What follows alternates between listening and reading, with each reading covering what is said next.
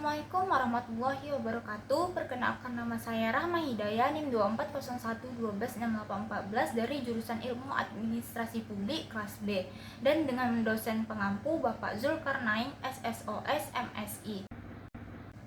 Hambatan struktural, infrastruktur dan kemampuan teknis yang belum siap. Banyak perangkat daerah mungkin belum terbiasa dengan sistem digital atau belum punya peralatan yang memadai, sehingga merasa sistem baru ini justru menambah pekerjaan. Yang kedua, perubahan alur kerja yang belum dipahami. Sistem digital mengubah cara kerja lama. Perubahan ini membuat pegawai merasa proses kerjanya lebih rumit dibandingkan metode manual. Yang ketiga, ada koordinasi dan kontrol yang lemah. Jika pimpinan tidak memberikan arahan yang kuat, maka pegawai akan cenderung mempertahankan cara kerja yang lama. Selanjutnya ada hambatan budaya. Yang pertama itu budaya birokrasi yang masih kaku dan juga tidak adaptif.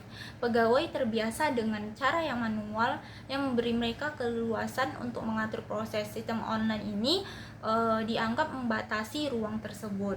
Yang kedua, ada ketidaknyamanan terhadap transparansi. Beberapa pegawai merasa ruang geraknya dibatasi karena sistem online ini, karena lebih mudah untuk diawasi dan mengurangi peluang penyimpangan.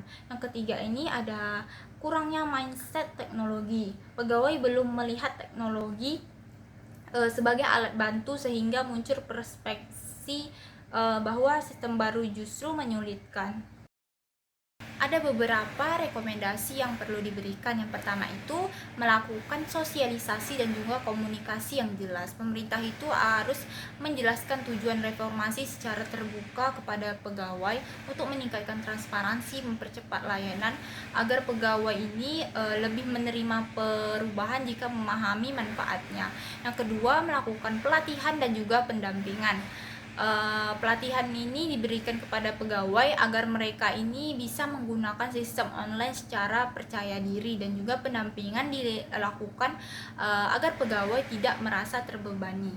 Yang ketiga, melakukan komitmen pimpinan daerah dan kepala perangkat harus menjadi teladan menggunakan sistem secara aktif dan memastikan aturan pelaksanaannya dipatuhi. Yang keempat, melibatkan pegawai dalam proses perubahan. Libatkan pegawai untuk memberikan masukan tentang fitur atau kendala. Keterlibatan ini membuat mereka merasa memiliki sistem tersebut. Yang kelima, ada memberikan penghargaan.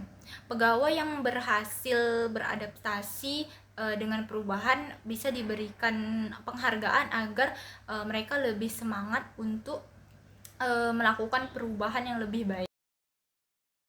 Ada 3 resistensi perubahan yang mungkin terjadi. Yang pertama itu resistensi karena kurangnya pemahaman.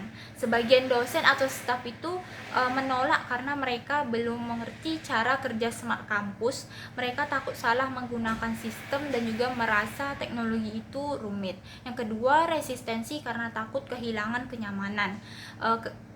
Beberapa pegawai itu merasa sistem manual itu lebih nyaman karena sudah dilakukan secara bertahun-tahun. Mereka takut pekerjaan justru menjadi lebih rumit dengan teknologi yang baru. Yang ketiga, resistensi karena ketakutan kehilangan kontrol atau kewenangan. Beberapa pegawai itu merasa sistem digital membuat semua proses ini lebih transparan, sehingga ruang mereka untuk mengatur pekerjaan menjadi berkurang. Mereka takut perannya berkurang atau pekerjaannya lebih mudah untuk diawasi. Ada beberapa solusi manajemen perubahan untuk mengurangi resistensi. Yang pertama itu melakukan sosialisasi dan komunikasi yang jelas. Universitas itu harus menjelaskan tujuan dari Smart Campus agar para pegawai, staf atau dosen dan mahasiswa ini lebih memahami apa itu Smart Campus. Yang kedua, menerapkan perubahan secara bertahap. Mulai dari beberapa proses dulu, evaluasi, lalu lanjut ke tahap berikutnya. Cara bertahap ini lebih mudah untuk diterima. Yang ketiga ini dukungan kuat dari pimpinan universitas. Rektor, dekan atau pimpinan lainnya harus memberikan contoh dan memastikan semua fakultas ini mengikuti kebijakan Smart Campus. Yang keempat ini melakukan pelatihan dan juga pendampingan. Pelatihan pendampingan ini digunakan agar mereka ini tidak merasa ditinggal sendirian saat menghadapi hal yang baru. Yang kelima ini memberikan suatu penghargaan.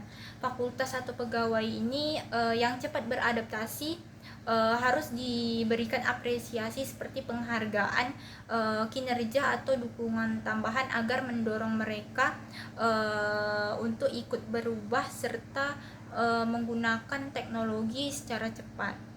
Baiklah, sekian dari video saya. Wassalamualaikum warahmatullahi wabarakatuh. Terima kasih.